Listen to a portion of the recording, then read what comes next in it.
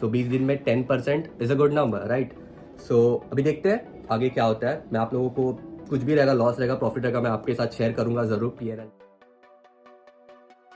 तो hello everyone, पिछले video में मैंने अपना जैन मंथ का आधा पीएनएल शेयर किया था। इस वीडियो में मैं अपना पूरा पीएनएल जैन मंथ का शेयर करूंगा। सो बढ़ते हैं स्क्रीन की तरफ। सो यहाँ पे अगर मैं जाऊँ और पीएनएल को ओपन करूँ तो मैं फ्यूचर एंड ऑप्शन ट्रेड करता हूँ। लर्निंग फेज में हूँ एफ एंड ओ के इस अकाउंट में। तो इक्विटी तो देख के कुछ फ़ायदा नहीं है, तो यहाँ पे पहले एफ एंड ओ सिलेक्ट करता हूँ और यहाँ पे जैन 1 से जैन 31। तो जैन 1 से जैन 20 तक का मैंने एक वीडियो बनाया था। सो उसमें मुझे अराउंड 9 या 10% के रिटर्न्स मिले थे। तो उसके बाद ये पूरा जो वीक है, ये वीक थोड़ा मेरे लिए रफ गया। ऐसा क्या हुआ इस वीक में, इसके बारे में मैं आगे बात करूंगा। सो देखते हैं जैन मंथ कैसे गया। तो अगर मैं बात करूँ रियलाइज्ड पीएनएल का, तो यहाँ पे 7,000 के ऊपर मेरे प्रॉफिट्स है, यानी कैपिटल यूज़ किया था मैंने अराउंड 1 लाख का, यानी 1 लाख पे 7,000 के प्रॉफिट्स, यानी 7% के returns in a month. But मुझे चार्जेस यहाँ पे आप देख सकते हो कितने ज़्यादा लगे, क्योंकि मेरा दिन का टर्नओवर ही 1 लाख का था, क्योंकि मैं ऑप्शन सेलिंग करता हूँ इंट्राडे में। तो चार्जेस ब्रोकरेज मुझे कुछ ज़्यादा ही लगा था जीरोदा की तरफ से। अगर मैं यहाँ पे देख लूँ तो 3,000 के ऊपर मुझे ब्रोकरेज लगा जीरोदा में। तो ये मैं कहीं ना कहीं बचा सकता हूँ अगर मैं कोटक सिक्योरिटीज़ में शिफ्ट हो जाऊँ तो अगले मंथ से मैं कोटक सिक्योरिटीज़ में ट्रेड करूँगा, क्योंकि मंथली अगर मेरा 7 या 8,000 का प्रॉफिट हो रहा है और 3,000 अगर मेरे ब्रोकरेज में जा रहा है तो मेरे पास कुछ भी नहीं रह रहा है, राइट? तो चार्जेस ये सब लगने के बाद मेरे हाथ में आ रहा है 3,000 भी नहीं आ रहा है, यानी 3% भी नहीं आ रहा है मेरे हाथ में। तो it doesn't make any sense, right? तो यहाँ पे 20 जैन तक मैं 9,000 के ऊपर के प्रॉफिट्स में था। तो ऐसा क्या हुआ कि एक वीक, ये जो बाद वाला वीक है, इसमें ऐसा क्या हुआ कि मेरे प्रॉफिट्स पूरे आधे हो गए।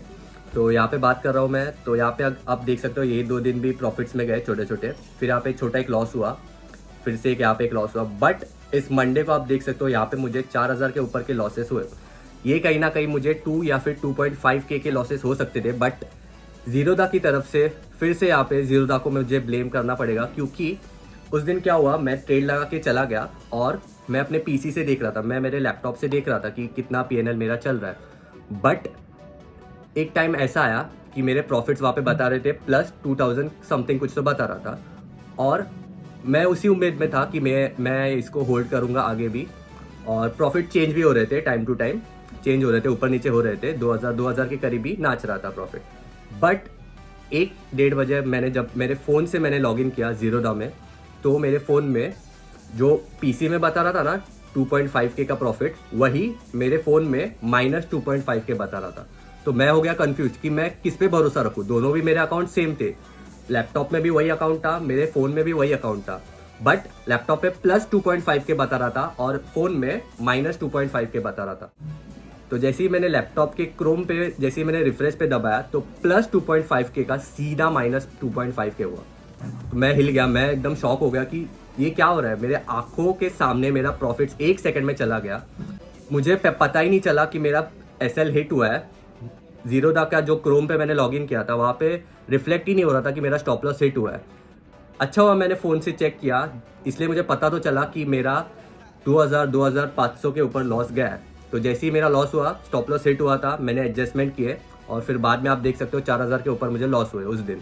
तो कहीं ना कहीं जीरोदा से अगर ये ग्लिच नहीं होता तो मुझे यहाँ पे 2,000 का ही लॉस हो सकता था।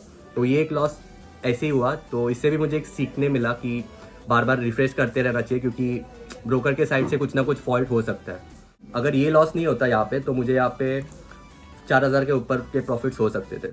तो जैन मंथ थोड़ा सा रफ था, आप देख सकते हो यहाँ पे। तो क्योंकि मैं अभी भी लर्निंग फेज में हूँ एफ एंड ओ के, और यहाँ पे 3%, तो प्रोफेशनल ट्रेडर्स भी 2% भी अगर कमा रहे तो भी अच्छा है। प्रॉफिटेबल तो मैं हूँ अभी भी, बट कहीं ना कहीं 4 to 5% मेरा टारगेट रहता है ऑन अ मंथली बेसिस।